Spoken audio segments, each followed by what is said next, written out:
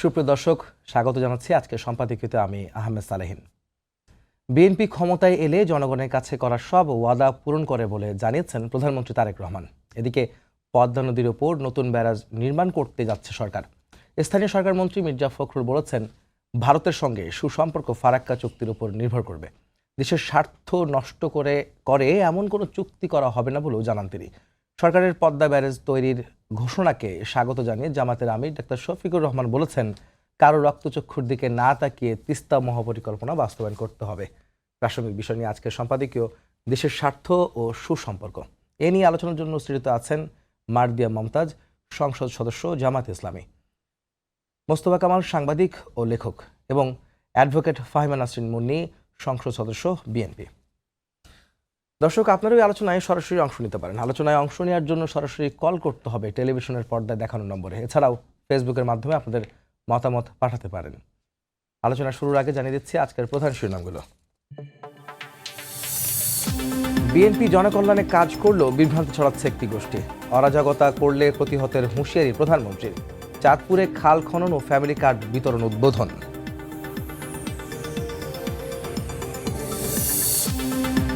ফারাক্কা চুক্তির মধ্য দিয়ে নির্ধারিত হবে ভারতের সঙ্গে সম্পর্ক। দেশের স্বার্থ রক্ষা করেই নবায়ন চায় সরকার। পশ্চিমবঙ্গ সরকারকে নেতিবাচক বক্তব্য পরিহারের আহ্বান। গণভোটের রায় বাস্তবায়ন না করলে স্বৈরাচারের পরিণতি ভোগ করতে হবে। বিএনপির উদ্দেশ্যে জামাত আমির। দ্রুত তিস্তা মহাপরিকল্পনা বাস্তবায়নের তাগিদ।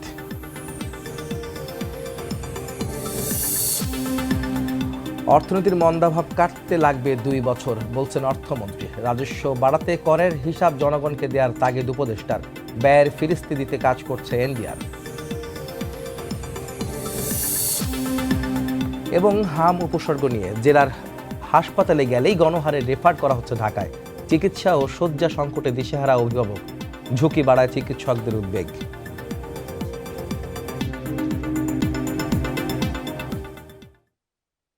দর্শক, আজ ফারাক্কা দিবস। ঐতিহাসিক ফারাক্কা দিবস উপলক্ষে আমরা আসলে আজকে নির্ধারণ করেছি দেশের স্বার্থ বিবেচনায় বেশ কিছু পদক্ষেপ নিচ্ছে। এর মধ্যে সরকার ইতিমধ্যে ঘোষণা দিয়েছে যে পদ্মা ব্যারাজ নির্মাণ করবে।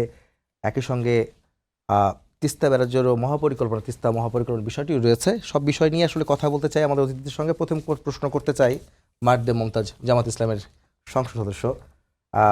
আজকে তো ফারাক্কা দিবস, আপনি জানেন যে 30 বছর মেয়াদী গঙ্গা পানি বন্টন যে চুক্তি হয়েছিল তার মেয়াদ কিন্তু ডিসেম্বরে শেষ হচ্ছে। তো এবার কি আসলে ন্যায্য পানির হিসাব কি বা হিস্সা কি আসলে আমরা পাবো? কারণ আমরা 30 বছর যাবত দেখেছি ফারাক্কা আসলে হওয়ার পর থেকে আমরা আসলে ন্যায্য হিস্সা কখনোই পাইনি। এবার কি আসলে সেই চুক্তি নবায়ন কি হবে বা কোনো ফরম্যাটে আসছে কিনা, বা আমাদের অধিকার কি আমরা পাবো কিনা? জি, আপনাকে ধন্যবাদ। যারা শুনছেন এবং আমার সহ আলোচক যারা আছেন, আসসালামু আলাইকুম। আসলে বাংলাদেশ এবং ভারতের সাথে এই সম্পর্কটা, বিশেষ করে আমরা যদি পানি বেসড সম্পর্কটা দেখি, খুব ভালনারেবল একটা সম্পর্ক।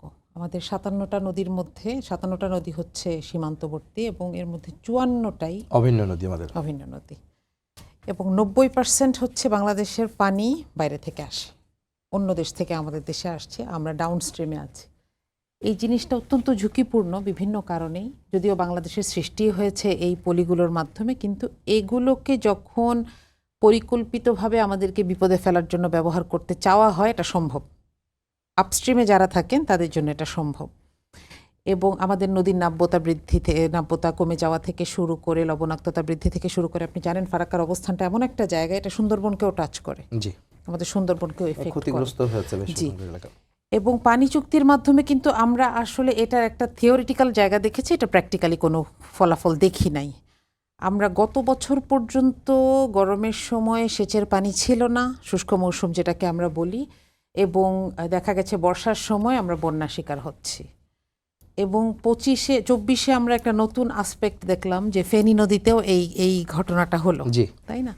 তো সব কিছু মিলে আসলে ভারতের সাথে আমাদের পানি বেসড যে সম্পর্কটা, সেখানে ইন্টারনাল কোনো প্রজেক্ট দিয়ে সমস্যার সমাধান হবে না। আমরা ইন্টারনাল প্রজেক্টের জন্য অবশ্যই চেষ্টা করব। সেটার সাথে এই যে সম্পর্কটা, যে আসলে আপস্ট্রিমে আমাদের সাথে কি ব্যবহার করা হচ্ছে, এটা ইন্টারন্যাশনাল লকে ভেঙেই করা হচ্ছে। আপস্ট্রিমে কখনো কেউ কোনো ব্যারেজ বসাতে পারেন না, এই ল ভেঙেই আমাদেরকে এমন একটা জায়গায় ফেলে দেওয়া হচ্ছে, আমরা ডাউনস্ট্রিমের দেশ হিসেবে চরমভাবে ক্ষতিগ্রস্ত হচ্ছি। এবং আপনি জানেন যে এই ব্যাপারগুলোতে আমরা আন্তর্জাতিক আদালত পর্যন্ত পৌঁছাতে পারি নাই। সব কিছু মিলে আমার কাছে মনে হয় যে সরকারের উদ্যোগগুলো অবশ্যই প্রশংসনীয়, এটা জামাতের আমিরও বলেছেন। সেটার সাথে সাথে আন্তঃনদী সম্পর্কগুলো সেটাকে আমাদের একটু ঝালাই করার প্রয়োজন।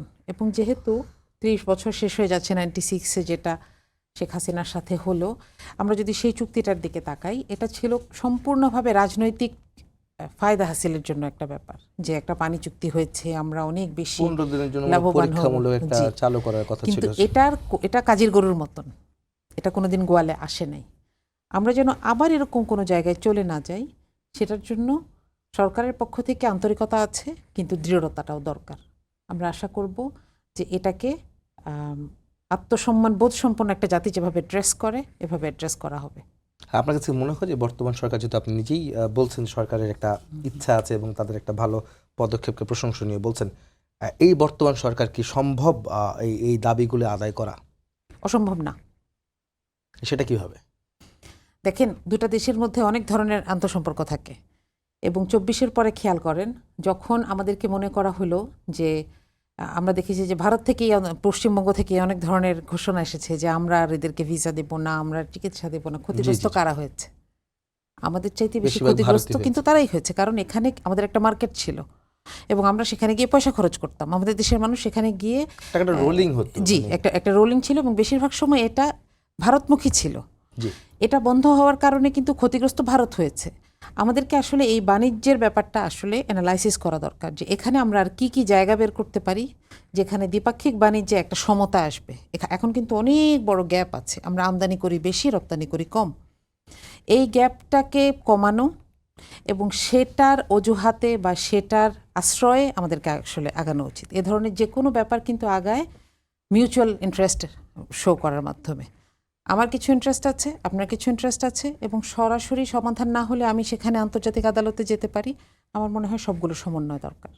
জি, ম্যাডাম আপনাকে ধন্যবাদ। অ্যাডভোকেট ফাহিমা নাসরিন মুন্নি আপা, আপনার কাছে একই প্রশ্ন থাকছে। ফারাক্কা দিবস যেহেতু আমাদের আজকে এসেছে এবং 30 বছর শেষ হচ্ছে আজকে, এই বছরের ডিসেম্বরে, সেখানে এই বর্তমান সরকার কতটুকু পারবে সেই ন্যায্য হিস্সা আদায়ে, নতুন করে চুক্তি নবায়ন করে, কিংবা এই চুক্তির আড়ালে বা চুক্তির বাইরেও নতুন করে কোনো কিছু আদায় করার সম্মুখীন, যেহেতু 54টি নদী বা বিভিন্ন নদী আছে। একসঙ্গে একটা কথা কিন্তু ম্যাডাম মমতাজ আপা বলেছেন যে আমরা কিন্তু আন্তর্জাতিক যে আদালতে সেখানে আমরা পৌঁছতে পারিনি, বিগত সরকারের সময় আমরা দেখেছি। তো এবার কি আমরা আসলে সেই জায়গাতে পৌঁছতে পারবো? আমাদের কিন্তু বেশ কয়েকটি নদী এবং দেখেছি শুষ্ক মৌসুমে যখন পানি আসে না, একই সঙ্গে আবার যখন বর্ষা মৌসুমে অঢেল পানি আমাদের পুরো প্লাবিত হতে হয় পুরো বাংলাদেশকে। এটাকে আসলে কীভাবে মূল্যায়ন করবেন? অনেক ধন্যবাদ আপনাকে এবং সেই সাথে আমার সহ আলোচক যারা আছেন। দেখেন, প্রত্যেক বছরের 16ই মে বাংলাদেশে এই যে ঐতিহাসিক ফারাক্কা দিবস, ফারাক্কা লং মার্চ দিবস, দুটোই বলা হয় এটাকে।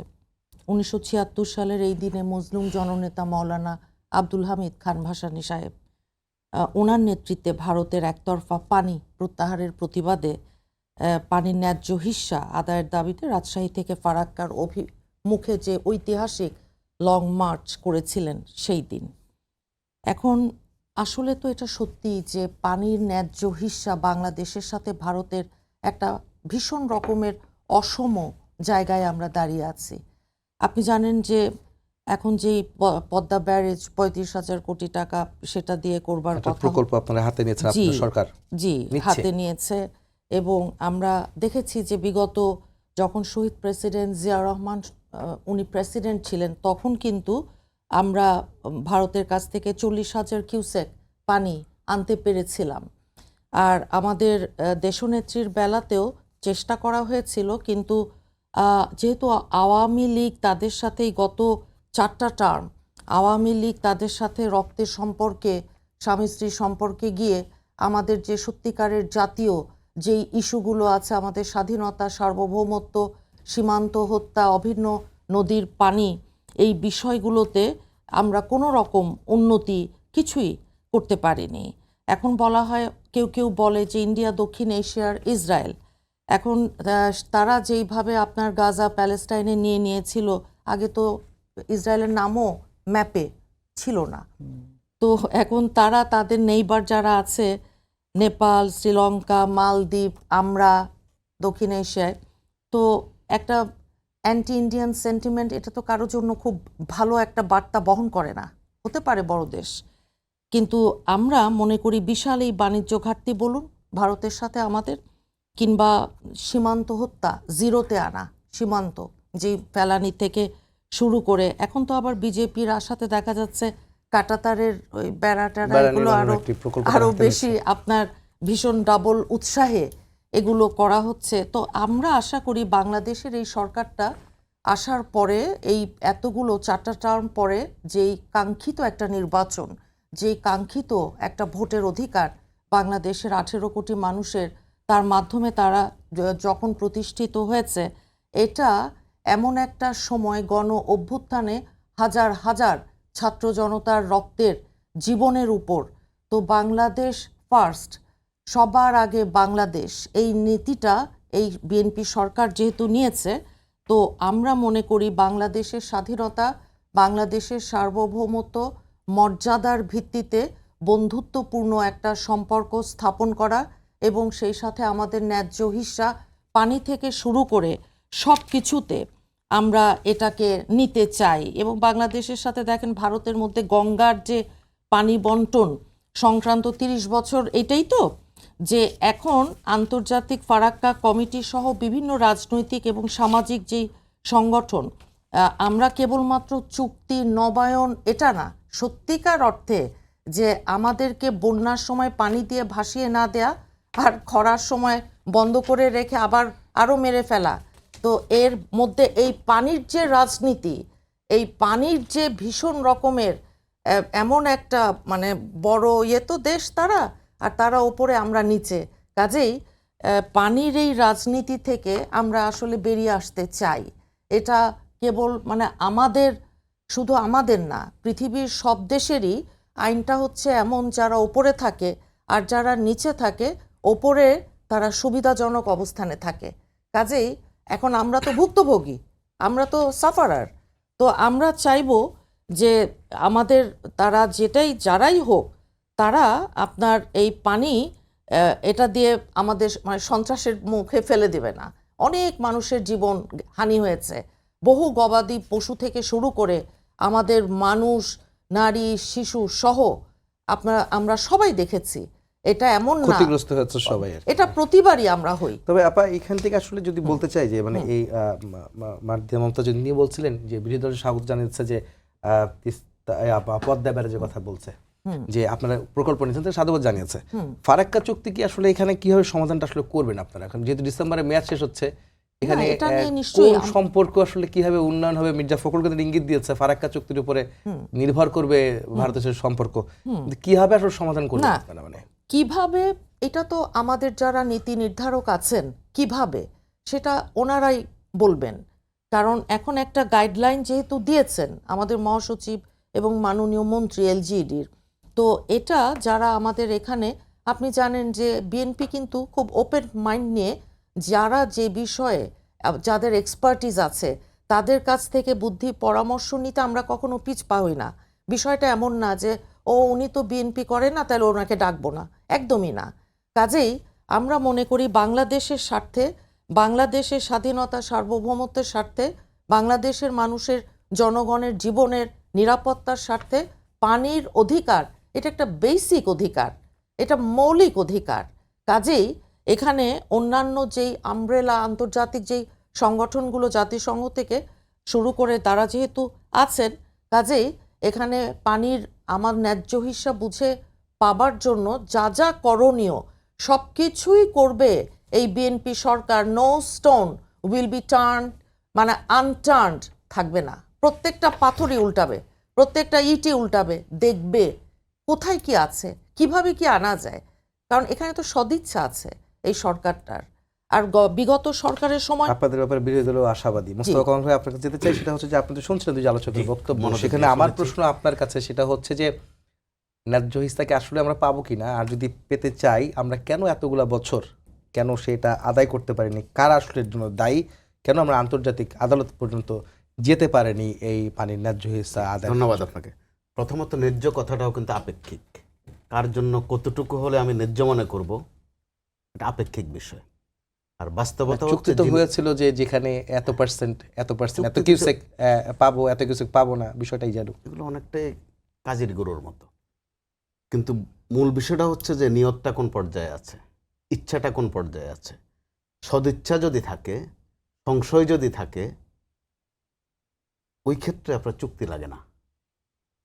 আমরা যেমন ভারত উপরিতলের দেশ হিসেবে তারা সুবিধাজনক অবস্থায় আছে, তো তাদের ওই সুবিধা যেটা আমার জন্য সেটা অসুবিধা। আমার জন্য যখন কোনো দুর্যোগ আসে এটা তার জন্য একটা সুযোগ হয়ে যায়। সেটার অন্যতম বিষয় হচ্ছে পানি। ভারতের এমনই একটা অবস্থান, সে পানি দিয়ে আমার সাথে কূটনীতি করতে পারে, রাজনীতি করতে পারে। পানি আবার এখানে একটা শক্তি, চাপে রাখতে পারে আমাদেরকে। পানি আবার এখানে একটা অর্থনীতিও, অনেক কিছু এখানে যোগ আছে। তো আবার নদীর প্রশ্নে বলছি আমরা 54টা নদী, এই নদীর মধ্যে আবার কোনো কোনো নদীর উৎসভূমি কিন্তু নেপালও আছে। আমরা তদ্দূরও যেতে পারি না, আমরা শুধু ভারত আর বাংলাদেশের মধ্যে থাকছি। তো পানির শক্তি বলছিলাম এই কারণে যে পানি কীরকম শক্তি। 8 আগস্ট যখন ডক্টর ইউনূস সরকার মাত্র শপথ নিলেন, ওই রাতেই পানির শক্তি কেমন সেটা ওই ফেনী নদী দিয়ে ভারত একটু দেখিয়ে দিয়েছে। কিন্তু ফেনী, নোয়াখালীর বিস্তীর্ণ এলাকা, কুমিল্লার একটা অংশ ঘন্টা কয়েকের মধ্যে কিন্তু ডুবে গেছে। অর্থাৎ একটা শক্তি তারা দেখিয়ে দিয়েছে। আবার আমাদের বাস্তবতাটা এরকম, আমরা যখন কোনো কিছুতে আক্রান্ত হই তখন প্রোটেকশন খুঁজি, আবার কোনো না কোনোভাবে আমরা কিন্তু কিছু প্রোটেকশন পাইও। পানির প্রশ্নে বলছি ভারতের কথা, আবার মাঝে মধ্যে চলে যাচ্ছি আন্তর্জাতিক আদালতে, যাচ্ছি না কেন। তো এই বাস্তবতার নিরিখেই কিন্তু প্রেসিডেন্ট জিয়াউর রহমানের সময় যে খাল কাটা কর্মসূচিটা, ওই বাস্তবতা মোকাবেলা করার জন্য, অর্থাৎ পানি সংরক্ষণ করার জন্য।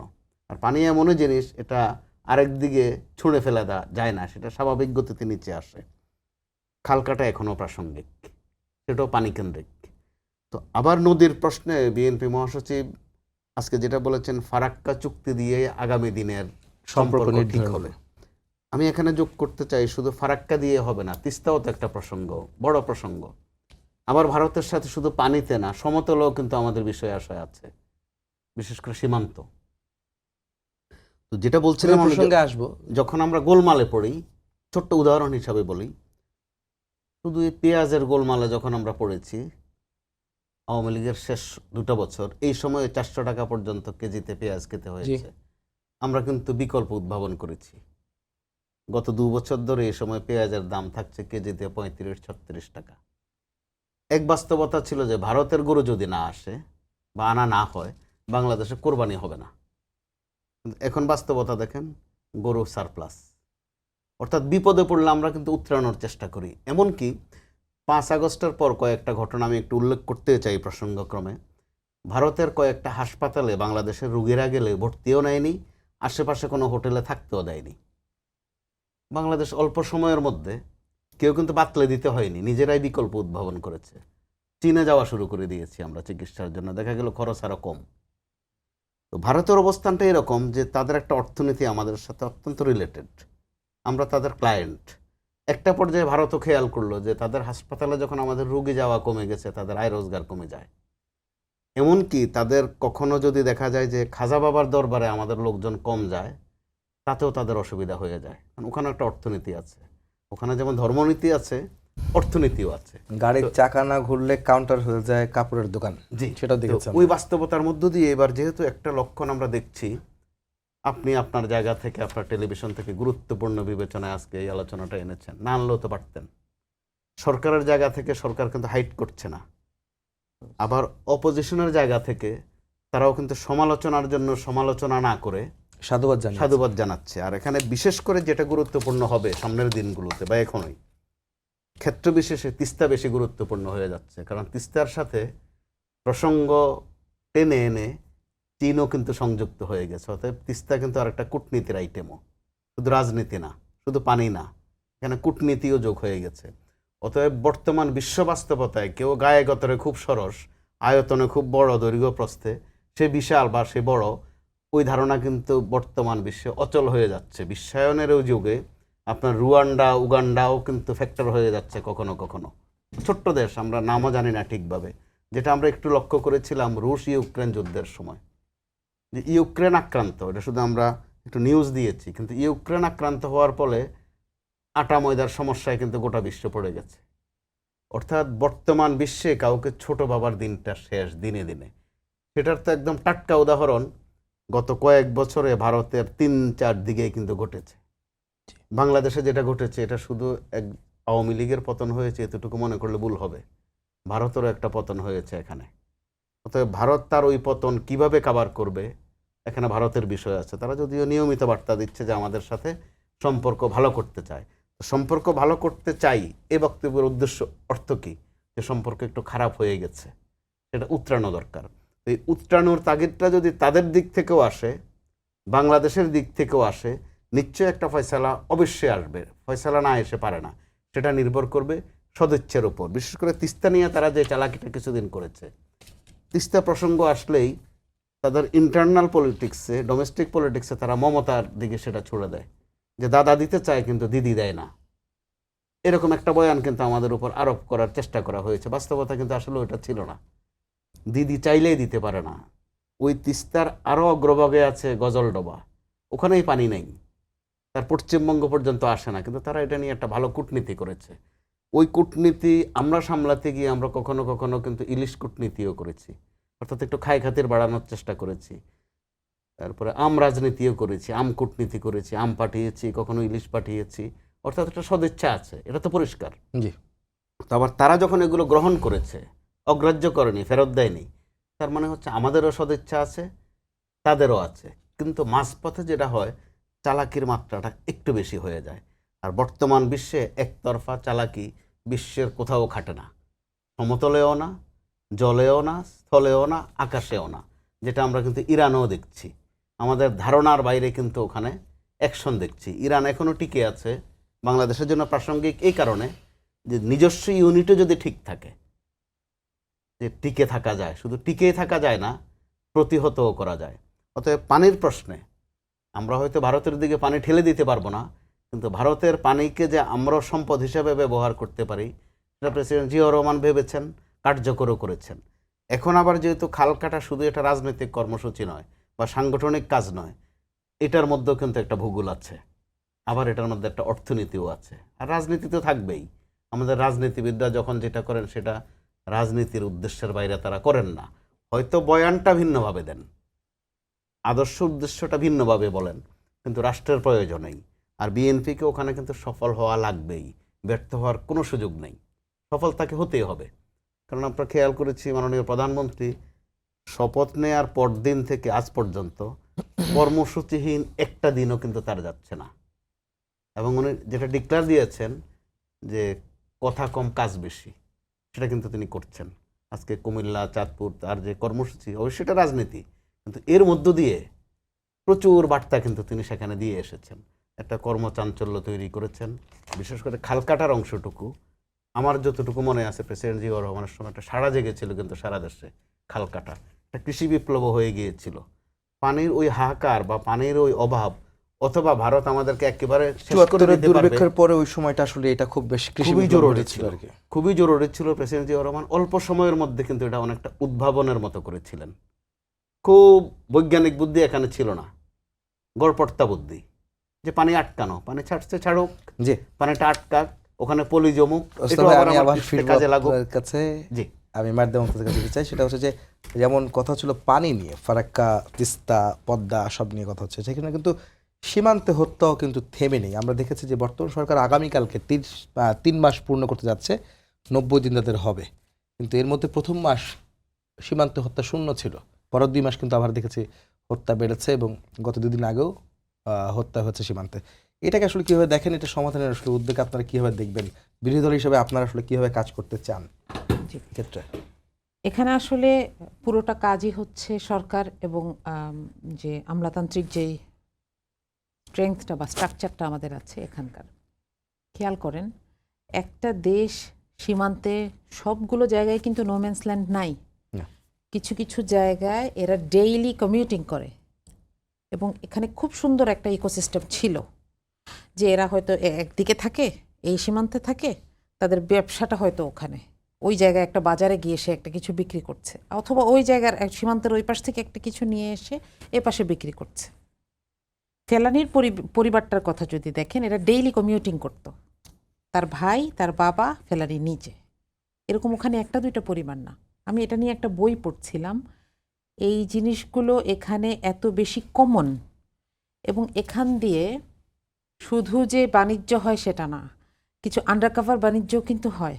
জি। মাদক আসছে, কখনো কখনো গরুর কথা অভিযোগ করা হয়, এখন এটা কমে গেছে। চোরাচালান তো জি, আছেই। চোরাচালান আছেই। এই জায়গাগুলোকে আসলে আমরা রাষ্ট্রীয়ভাবে কিভাবে অ্যাড্রেস করছি, এই জায়গায় স্বচ্ছতা দরকার। আমরা কি আসলে নিজেদের সমস্যাটা বুঝি? এক, আমি যখন নিজের দেশের নিজের সমস্যাটা বুঝবো, আমি আমার নিজের নাগরিককে আগে সতর্ক করব। যেসব জায়গায় এরকম যৌথ বাজার আছে সেই সব জায়গায় খুব দ্রুত ব্যবস্থা নেওয়া দরকার।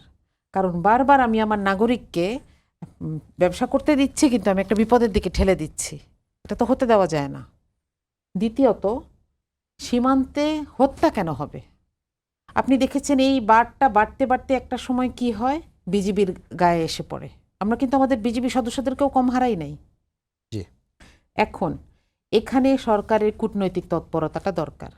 আমরা দেশ হিসেবে ডাউনস্ট্রিমের দেশ হতে পারি, আমরা দেশ হিসেবে ছোট হতে পারি, এবং আমরা দেশ হিসেবে প্রায় 4000 কিলোমিটার শেয়ার করি ভারতের সাথে। কিন্তু আমরা দেশ হিসেবে আত্মমর্যাদাশীল হতে তো বাধা নাই। আমি কেন একজন কূটনৈতিককে ডাকতে পারি না যে এটা বন্ধ করেন, নইলে আমি ব্যবস্থা নিব? আমার বিজিবির হাতে কি কোনো অস্ত্র নাই, শক্তি নাই? সে নিজের দেশের মানুষকে সামলাবে, সে এখানে অবৈধ অনুপ্রবেশ বন্ধ করবে। এইটা করার মাধ্যমে আমাদের দেশের এবং আমি বলবো যে এখানে বিজিবির যে পেট্রোলগুলো থাকে সেগুলো সংখ্যা বাড়ানো খুবই দরকার। অনেক সময় দেখা যায় জি, মাইলকে মাইল আমি- খুব অল্প সংখ্যক সৈন্য পাহারা দিচ্ছেন। তো এই স্ট্রেংথ বাড়ানোটা আসলে দরকার, কূটনৈতিক জি, স্ট্রেংথ। আমি আপনার কথা বুঝতে পেরেছি। আমি আরেকটা প্রশ্ন দিতে চাই, সেটা বেশ কয়েকটা প্রশ্ন আপনার কাছে রয়েছে। এর মধ্যে একটি প্রশ্ন উল্লেখ করতে চাই, সেটা হচ্ছে যে মির্জা ফখরুল ইসলাম আলমগীর তিনি কিন্তু আজকে বলেছেন যে যে ভারতের পশ্চিমবঙ্গে যে নতুন সরকার এসেছে, বিজেপিরই সরকার, কেন্দ্রীয় সরকারের একটি অংশ, তাদের যে নেতিবাচক যে বক্তব্যগুলি আসে সেটা মানে পরিহার করার আহ্বান জানিয়েছেন। এতে করে আসলে দুদেশের এই ধরনের বক্তব্য চলতে থাকলে আসলে আমাদের সম্পর্ক আসলে কোথায় গিয়ে ঠেকবে? এখানে আসলে বক্তব্যের এগেইনস্টে অথবা বক্তব্যের পক্ষে সরকার কিভাবে আত্মমর্যাদা রক্ষার চেষ্টা করছে এটাও ইম্পর্ট্যান্ট। ধরেন আমি বারবার সাবধান করলাম যে আমাকে এরকম বলা যাবে না, কিন্তু বলেই যাচ্ছে, আমি সেখানে কি রিয়াকশন দেখাচ্ছি, এটা জরুরি। সরকারকে এটার জন্য একটা সমন্বিত পরিকল্পনা নিতে হবে।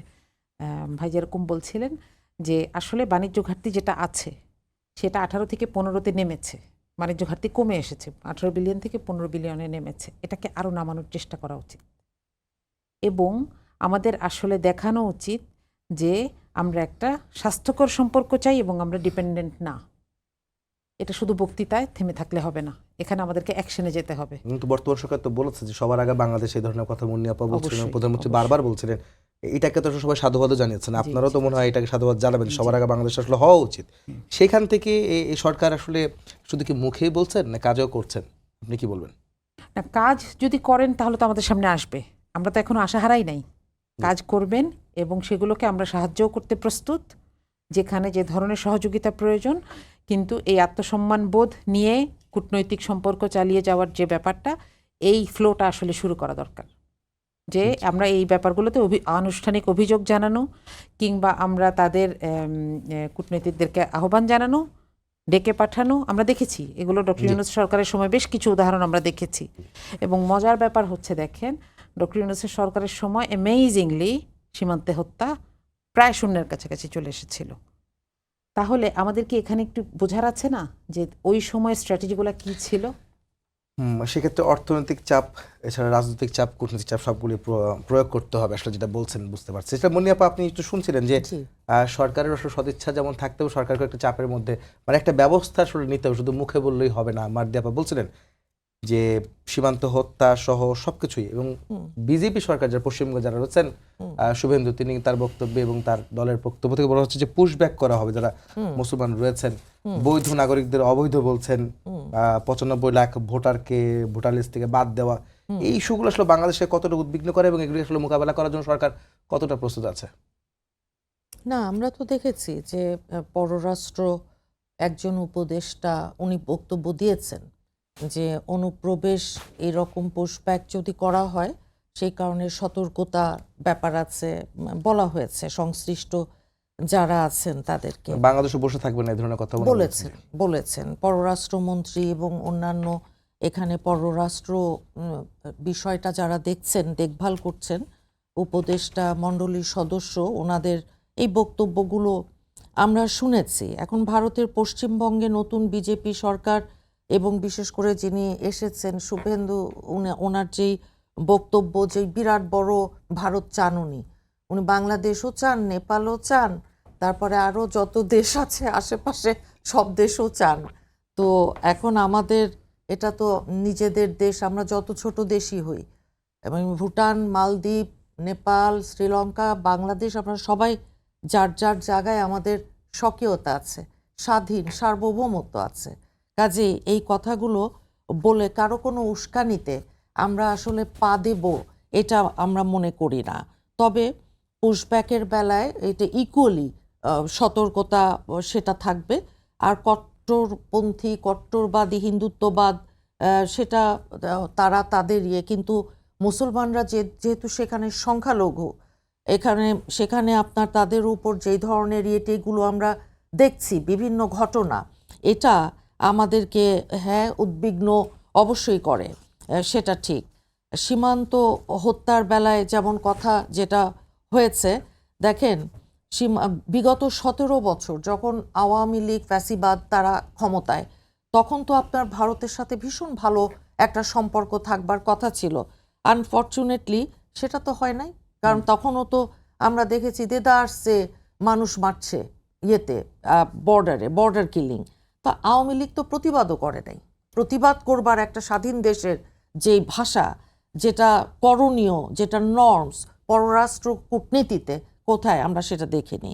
এখন আমাদের এই সরকার, তার বয়স তো 3 মাস হতে যাচ্ছে, 3 মাস কথা তো বলছেন যে পুশব্যাক করলে আমরা বসে থাকবো না, বলেছে না? তো তাহলে এটাই হচ্ছে তফাৎ। চোরাচালানির সমস্যা আছে, সত্যি আছে, এবং আপনি জানেন যে ড্রাগ, ফেন্সিডিল তারা না খাক, কিন্তু বর্ডারের কাছে যে সব কারখানা বানিয়ে এখানে পাঠিয়ে দেয়, সেই নিষিদ্ধ, এটা তো নিষিদ্ধ আমাদের দেশে, এবং ড্রাগ তো এইদিকে আপনার পাঠিয়ে দিচ্ছে ফেন্সিডিল, আর আমাদের সাথে ওইদিকে মায়ানমার থেকে ড্রাগ আপনার আসছে ইয়াবা, এইদিকে আপনার পানি খরার সময় বন্ধ করে দিল বাঁধ, আর আপনার বৃষ্টির সময় খুলে দিল। তো পানি সন্ত্রাস আপনি যে নামেই ডাকেন, এই টোটাল জিনিসগুলোর আমরা একটা শান্তিপূর্ণ, একটা সত্যিকার অর্থের কার্যকর যে সমাধান, সেটা আমরা চাই। সেই সমাধানের দিকেই আমরা মনে করি যে আমাদের যে সরকারটা আছেন তারা সমান সুন্দর করে মর্যাদার ভিত্তিতে কথা বলবেন, চোখে চোখ রেখে। কারণ এই সরকার তো আর যাই হোক, এটা তো ভাই আওয়ামী লীগের সরকার না যে বলে বসবে যে এটা আমাদের তো ভাই ওই রক্তের সম্পর্ক, যে আমাদের রক্তের সম্পর্কের দরকার নাই। আমরা যে 18 কোটি মানুষ আছি, আমরা একটু খেয়ে পড়ে ভালোভাবে বাঁচতে চাই, এইটাই মূল কথা। মানে বুঝতে পেরেছি আমি। মোস্তফা আপনার একটু কিছু চাই, সেটা হচ্ছে যে অবস্থা দাঁড়িয়েছে আসলে সবকিছু মিলিয়ে পুশব্যাকের কথা হচ্ছে, নেতিবাচক বক্তব্য, এদিকে পানির হিস্সা, আবার এদিকে সীমান্ত হত্যা, সব মিলিয়ে আসলে এটার কূটনৈতিক সমাধান আপনি যেমন শুরুতে বলছিলেন, সার্ক গঠনটা আসলে কতটা এখন প্রাসঙ্গিক দাঁড়িয়েছে, যদি আপনি এইটা একটু বিশ্লেষণ করে বলেন। ছোট অবশ্যই প্রাসঙ্গিক। সার্কও কিন্তু মর্যাদারই প্রশ্ন, মূল গোলমাল কিন্তু মর্যাদার প্রশ্নে। তো মর্যাদা যখন আপনি আমাকে দিচ্ছেন না, আমি কাহাতক প্রতিবাদ করব। অমর্যাদা করছেন, একদিকে মর্যাদা দিচ্ছেন না, আরেকদিকে অমর্যাদা করছেন। আমরা যেটা অনেক বছর থেকে দেখে আসছি, সীমান্তে যখন একটা হত্যাকাণ্ড ঘটে, তাদের বিএসএফটা একটা কমন বক্তব্য দেয়, তাদের সম্ভবত এটা ড্রাফট করাই থাকে, যে আমাদের যাকে হত্যা করা হয়েছে সে হয় গরু চোরাকারবারি অথবা চোরাকারবারির সহযোগী। অর্থাৎ দেখেন, গোটা একটা জাতিকে যার মৃত্যু হয় সেই গরু চোরাকারবারি। তো পাকিস্তানের সাথেও তো আপনার বর্ডার আছে, চীনের সাথে আছে, ওখানে কোনো গরু চোরাকারবারি নাই। অবশ্যই চোরাচালান আছে, সবকিছুই। দ্বিতীয় দিক, আগে যেই কথাটা বিএসএফ বলতো, সাম্প্রতিক সময় আমি খেয়াল করেছি গত কয়েকদিনের ঘটনা, বিশেষ করে শুভেন্দুবাবু যেদিন শপথ নিলেন ওই দিনে 2টা হত্যাকাণ্ড আপার এলাকায় ব্রাহ্মণবাড়িয়া, জি। ওখানে ভারত বলার আগে আমাদের লোকাল যে থানার ওসি সাহেব তিনিই বলে দিলেন যে এরা গরু চুরি করতে গিয়েছিল। অর্থাৎ আগ বাড়ানো কথাবার্তা কিন্তু এগুলো, নিজের অমর্যাদা আমরা নিজেই আনছি। তার উপর আসছে পুশ ইনের কথা। পুশ ইন আর পুশ ব্যাক একটু তফাৎ আছে। শুভেন্দুবাবু যেগুলো বলছেন আমরা একটা জায়গায় স্বস্তিতে থাকতে পারি, গর্বও করতে পারি, ওই মানের হালকা কথা বাংলাদেশের কেউ বলছেন না। কোনো রাজনৈতিক দলের নেতারাই কিন্তু ঝগড়াঝাটি করছেন, তারা খিচুনি দিচ্ছেন, তাচ্ছিল্য করছেন, কোচা দিচ্ছেন, গালমন্দও করছেন মাঝে মধ্যে, কিন্তু ওই মানের কথা আমাদের কেউ কিন্তু বলছেন না। স্বাভাবিকভাবে প্রশ্ন আসে কাদেরকে তিনি ঠেলে পাঠাবেন। বাংলা কথা হচ্ছে ঠেলে ধাক্কা দিয়ে এখানে পাঠাবেন, ইংরেজি দিয়ে পুশ ইন পুশ ব্যাক এসব শব্দ প্রয়োগ করেন। কখনো মুসলমানিত্ব সামনে আনেন, কখনো বাঙালিত্ব সামনে আনেন, কখনো বাংলা ভাষাভাষী সামনে আনেন, কখনো আবার হিন্দুত্ব সামনে আনেন। তো উনি যেই সূচকে যেটাই এনে থাকেন, বাংলা ভাষাভাষী যদি সামনে আনেন, শুভেন্দুবাবু তো পুশ ইনের শিকার হওয়ার কথা। ওনার বাড়িতে বরিশাল, উনি ওনার মা যারা আছেন এখনো ওখানে, তারা পুশ ইন হবেন কিনা, এখানে নিজের সহ দৃষ্টান্ত স্থাপন করবেন কিনা। ইমিডিয়েট আগে যিনি ছিলেন মমতা, ওনার বাড়িও তো সাতক্ষীরা। উনি কি পুশি না আনলে কি আপনি হ্যাঁ। থাকবে, আর আপনি কি রাখবেন? বাংলাদেশ বা মমতা বাংলাদেশ ব্যানার্জি উদার তাদেরকে আছে। রাখবেন? এই প্রশ্নগুলো থাকা দরকার। আপনি এর আগে জ্যোতি বসু বা আরো যারা যারা ছিলেন ওনাদের আদি কিন্তু এখানে। তো আপনি যখন কলপাড়ের ঝগড়ার মতো মন যেটা চাইবে ঘাটলার মতো একটা একটা বলে ফেলবেন, এটা কিন্তু রাষ্ট্রীয় বিষয়। তিনি এমন এমন থ্রোয়িং করছেন, সম্ভবত চাচ্ছেন যে একটা ঝগড়া হোক, একটা বিরোধ বাঁধুক। আবার ওনার প্রথম ক্যাবিনেটের বৈঠকের দিনে কাঁটাতারের বেড়ার কথা কিন্তু একদম সোজা বাংলায় তিনি নিয়ে এসেছেন। আবার ওই ক্ষেত্রে তো প্রশ্ন আসে, আমাদের সাবেক প্রধানমন্ত্রী শেখ হাসিনাও তো ওখানে আছেন, এই পুশ ইন পুশ ব্যাকের আওতায় কি উনিও থাকবেন কিনা? অর্থাৎ আপনি কিন্তু হালকা কথায়, এগুলো কিন্তু রাষ্ট্রীয় বিষয়, কথা যখন বলে ফেলছি এটা কিন্তু ওই রাস্তায় ফুটপাতে বসে চা বিড়ি খাওয়া না, আপনি একটা কূটনৈতিক বিষয় কিন্তু ডিল করছেন। তারপরে বিজেপি মূল সরকার এখন পশ্চিমবঙ্গে অনেক বছর পর, তো এটাও কিন্তু একদম স্বাভাবিক কোনো ঘটনা নয়। এটা তাদের নিজের জন্য কিন্তু তারা কথাবার্তা অন্তত কিছু বাজে বাজে দৃষ্টান্ত স্থাপন করছেন। আমাদের দিক থেকে স্বস্তি, আমরা ওই ভাষায় জবাব দিচ্ছি না, শুধু সতর্ক করছি, মুখ সামলে কথা বলার একটা বার্তা দিচ্ছি, যেটা আজকেও দুই দল থেকেই কিন্তু এসেছে, ক্ষমতাসীন দল থেকেও এসেছে, প্রায় একই রকম বিরোধী কথা। দল থেকেও এসেছে। তো এটাও লক্ষণ। আমি আশাবাদী ওই জায়গায় সরকারি দল আর বিরোধী দল যদি কিছু সময়ের জন্য একই ভাষায় কথা বলে, রেজাল্ট কেমন হয় আপনি দেখেন। কিছুদিন আগে যখন আমাদের পেট্রোল পাম্পগুলোতে, সিএনজি স্টেশনগুলোতে আজগুবি বা একদম ম্যাজিকের মতো কোত্থেকে শত শত মোটরসাইকেল গাড়ি লাইন ধরে, যে এটার ফয়সালা কবে যেন হবে আল্লাহ মালিক জানে, আমরা কিন্তু ওই পর্যায়ে চলে গিয়েছিলাম, একদম আল্লাহ ভরসায় চলে গিয়েছিলাম। ঠিক সংসদে সরকারি দল আর বিরোধী দল বলল যে তারা একটা বৈঠক করবে, একটা কমিটি করবে। কমিটির ঘোষণা হয়েছে মাত্র, কোনো কাজ করেনি। কমিটি করবে এই ঘোষণা মাত্রই কিন্তু পেট্রোল পাম্পগুলো পরিষ্কার হয়ে গেল। অর্থাৎ তার একটা ম্যাজিক। অর্থাৎ জাতীয়ভাবে যখন আমরা ইউনাইটেড হব, বা অন্তত বার্তাটা দিতে পারবো যে কমন বিষয়তে আমরা ঝগড়াঝাটি করব না, হালকা কথা বলবো না, সামগ্রিকভাবে সেটার রেজাল্ট দুইটা দলও পায়, গোটা দেশও পায়। যেটা উদাহরণের প্রশ্নে আমি পেট্রোল পাম্পের কথাটা বলেছি। হ্যাঁ, ধন্যবাদ আপনাকে। একইভাবে এই প্রশ্ন এখন আজকের দিনটাতে তারা যেভাবে প্রতিক্রিয়া দিয়েছেন, আমার বিশ্বাস সেটার একটা রেজাল্ট আমরা অবশ্যই পাবো। এটা যেমন রাজনীতি, তেমন এটা একটা কূটনীতি, নিশ্চয়ই উপলব্ধি দুদিক থেকে আছে।